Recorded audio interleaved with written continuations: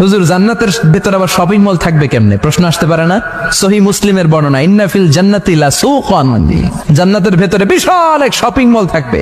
এটা বোধহয় আমাদের বসুন্ধরা শপিং কমপ্লেক্সের মতো হবে, যমুনা ফিউচার পার্ক। দুবাইতে যে একটা আছে বিশাল শপিং মল, মালয়েশিয়ার মিড ভ্যালি, এগুলোর মতো হবে মনে হয়।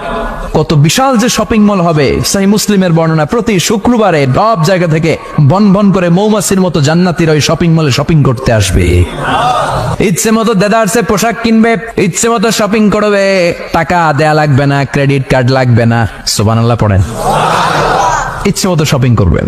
দুনিয়াতে একটু কষ্ট করে হালাল উপার্জন করে খেয়ে যান। আল কানাআতু মিনাল ইসলাম, অল্পে খেয়ে তুষ্ট থাকার, আল্লাহ শুকরিয়া করা, এটার নামই ইসলাম।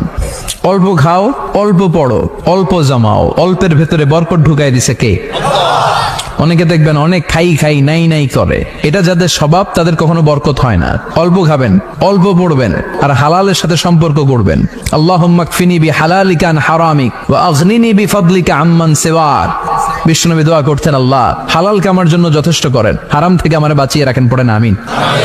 হালাল অল্প হলেও হালালে বরকত আছে না নাই? হারাম বেশি হলেও এটাতে কোনো বরকত নাই, ঠিক কিনা?